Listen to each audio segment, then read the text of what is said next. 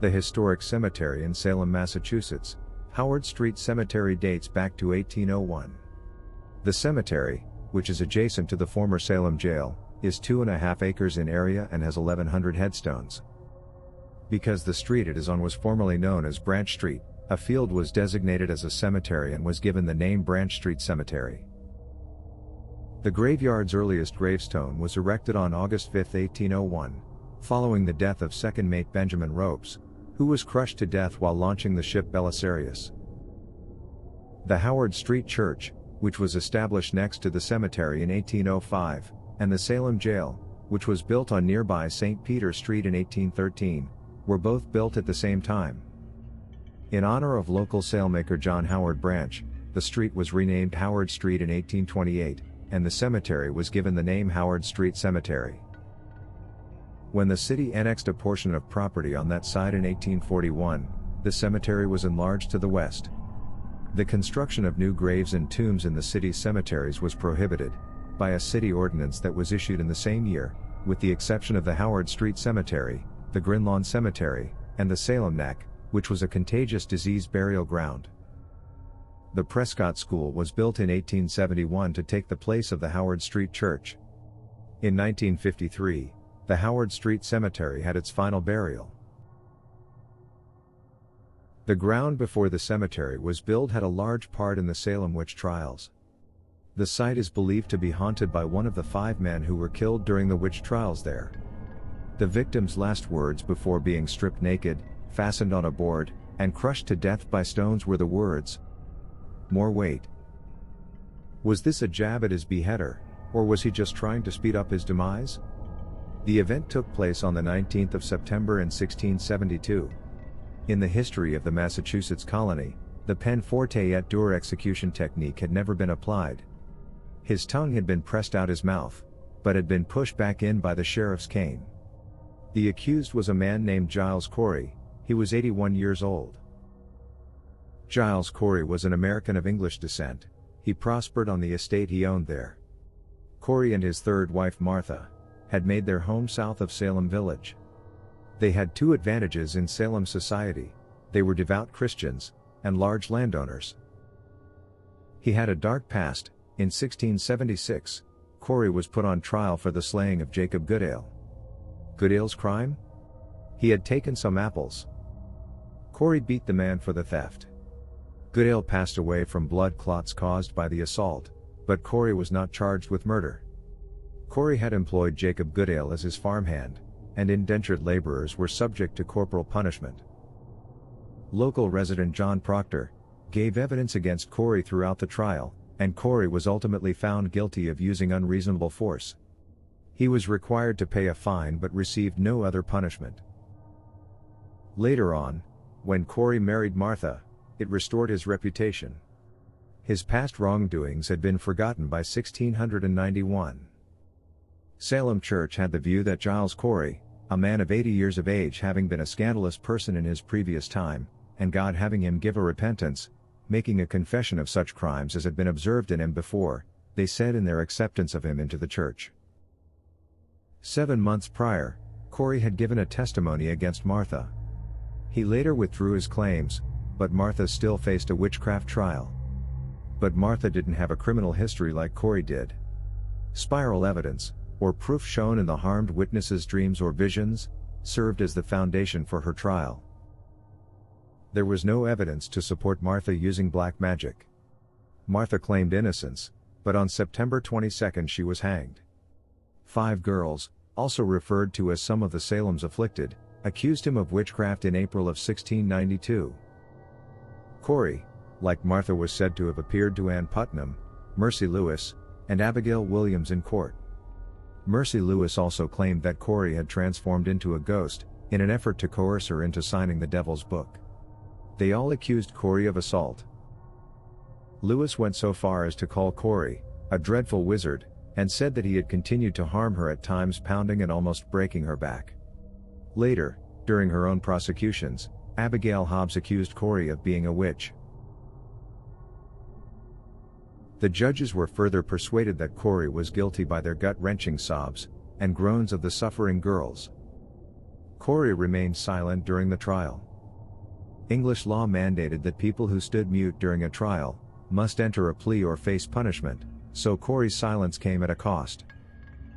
The peine forte et dure, which translates to a strong and terrible punishment, called for pressing the victim until they admitted guilt. A plank would be used to bind the victim's exposed chest before being weighted down with stones or rocks. They would be crushed to death if they refused to admit guilt. Instead of moving, Corey scoffed at the sheriff and demanded that he add additional weight. The sheriff gave in, and Corey was forced to endure it until he died. They were the only married couple executed during the persecutions of the witch trials. Afterwards, Corey was buried in an unmarked cemetery, as per the judge's directive. Giles Corey didn't match the usual pattern of a witch, therefore his death shocked Salem. He was elderly and religious.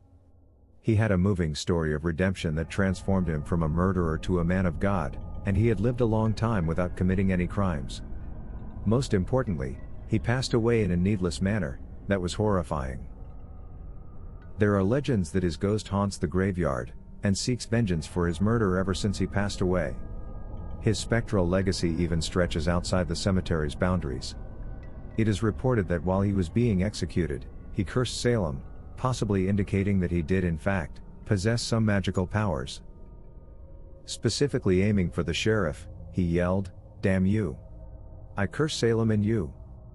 Shortly after Corey was put to death, Sheriff Corwin passed away from an unexpected heart attack.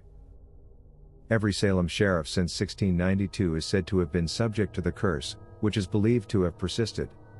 Robert Cahill, the sheriff of Salem, had to retire as recently as 1978, owing to a variety of medical conditions, including a stroke, a blood condition, and a heart attack. His doctors were unable to determine what caused them. The last sheriff had to resign due to a blood condition as well. That sheriff had been appointed by his father, who had passed away from a heart attack while serving as sheriff. However, the sheriff who came before him had likewise experienced cardiac problems. The Salem sheriffs have also experienced comparable health problems. Some of them have awoken with a stifling weight on their chest, and a frightening presence in their bedroom. The sheriff's office, since leaving Salem in 1991, broke the spell that had been cast by Corey for 3 centuries. Since 1991, no sheriffs have been diagnosed with heart or blood issues. According to local lore, Corey's curse was to blame for the Great Salem Fire of 1914.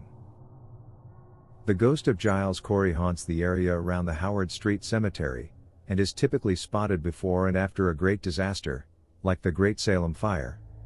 An elderly man's ghost was spotted skulking through the cemetery grounds in 1914, just before the fire. The fire began close to Gallows Hill, where his wife Martha was hanged. It largely destroyed Salem, and locals claim that he is not a friendly ghost. Although it is closed at night, several witnesses have claimed to have seen him in the darkened cemetery. He has also been seen in and around the former Salem Jail, which is next to the cemetery. The jail has had hauntings from other spirits also.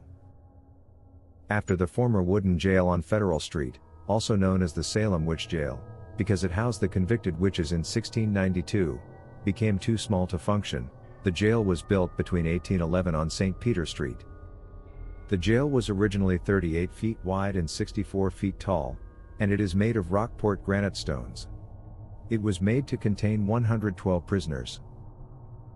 Public executions took place in front of the jail during the 19th century. Frank and Joseph Knapp, who were found guilty of the horrific murder of a local sea captain, named Captain Joseph White in 1830, were hanged as one of these executions. Richard Crowninshield, a second man who was also charged with involvement in the murder, hanged himself in his detention cell before he could be prosecuted. It was the oldest operating penitentiary in the United States when the institution closed in 1991. Ghost sightings became a common occurrence there. Despite the fact that the prison was no longer connected to the electrical circuits, bystanders who passed by the then empty building claimed that they saw lights flickering inside.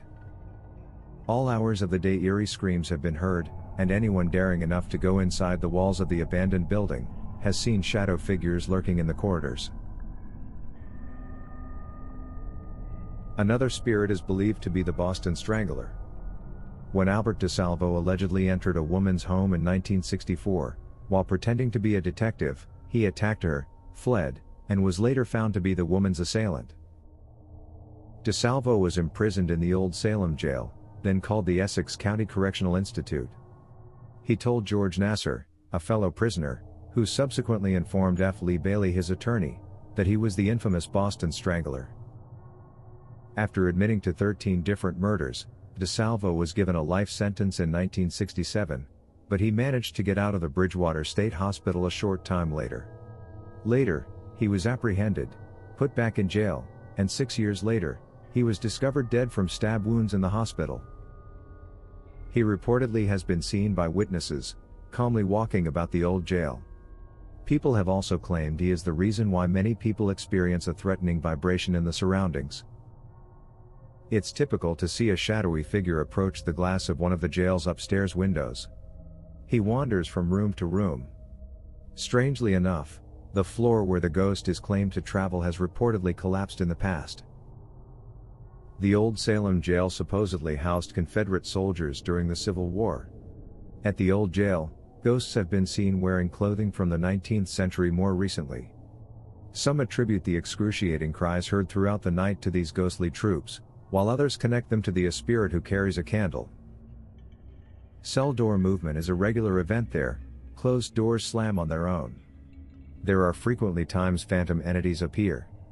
Many guests have experienced touching, grabbing, and scratching. On an unrelated interesting note, Harry Houdini once performed one of his famous prison escapes there in 1906. In April of that year, Houdini went to Salem, dressed in only his underwear, and put on 2 sets of leg irons and 3 sets of handcuffs.